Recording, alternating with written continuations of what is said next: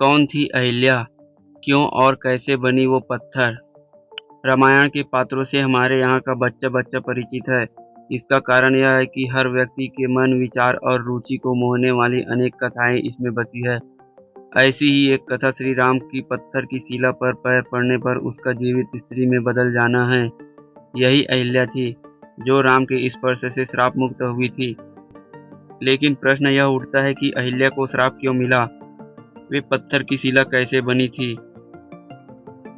भारतीय पौराणिक कथाओं की एक विशेषता यह भी है कि एक कहानी में दूसरी कहानी मिलकर एक कड़ी बनाती जाती है। अहिल्या की कहानी भी कुछ इसी तरह की है।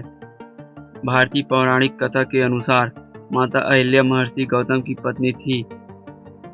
ज्ञान में अनुपम माता अहिल्या सर्वगुण संपन्न थी। अपने अतुलनीय सौंदर्य और सरलता के कारण अपने पति की प्रिय थी। इसके साथ ही वे अपने पति के प्रति पूर्ण रूप से समर्पित थी, इसलिए उन्हें सती अहिल्या का नाम मिला था। दोनों ही पति पत्नी धर्म का पालन करते हुए प्रेम रस से परिपूर्ण दाम्पत्य जीवन का निर्वहन कर रहे थे। ऐसे अद्भुत प्रेम को एक दिन अचानक बुरी नजर लग गई। देवराज इंद्र की यह बुरी नजर थी, जो अहिल्या के सौंदर्य पर आसक्त होकर उनका प्रेम पाने के लिए लालायित हो उठा। इंद्र को महर्षि गौतम की दैवी शक्तियों और सामर्थ्य का ज्ञान था। इसके साथ ही वह अहिल्या की पतिनिष्ठ होने के सत्य से भी परिचित था। इंद्र के पास इन शक्तियों से पार पाने का सामर्थ्य नहीं था, पर वह अहिल्या को भूलना भी नहीं चाहते थे। वह स्वयं को संयमित कर सही अवसर की प्रतीक्षा करने लगा। समय अपनी गति से चलता रहा और एक दिन महर्षि गौतम ने अहिल्या से कहा कि उन्हें एक विशेष सिद्धि प्राप्ति के लिए कम से कम 6 माह तक वन में एकांतवास में तपस्या करने जाना है। अहिल्या ने उन्हें सहमति देते हुए उनकी प्रतीक्षा करने की बात कर उन्हें विदा कर दिया। इंद्र बस ऐसे ही एक अवसर की प्रतीक्षा जाने कब से कर रहा था। ऋषि के जाते ही वह महर्षि गौतम का वेश धारण कर अहिल्या के पास पहुंच गया। पति को वापस देख जब अहिल्या चौंकी तो उसने प्रेम जताते हुए कहा कि उनके सौंदर्य पास ने वन में जाना असंभव बना दिया, इसलिए तपस्या का विचार छोड़ वापस आ गया।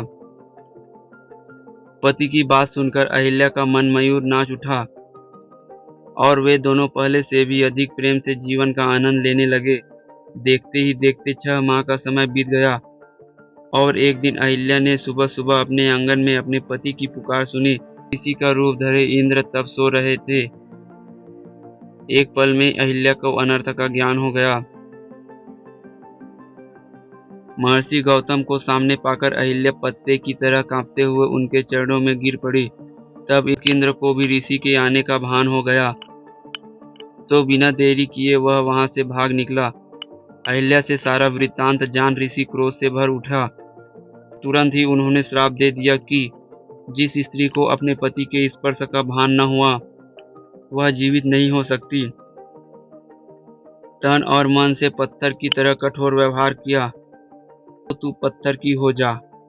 ऋषि के श्राप और अपनी अज्ञानता से निराश अहिल्या ने तब अपने पति को रोते हुए समझाया कि आप इतनी दिव्य शक्तियों से संपन्न हैं, आप मुझे अकेला छोड़कर गए और बीते 6 माह में आपको एक भी बार आभास न हुआ कि मेरे साथ छल हो रहा है।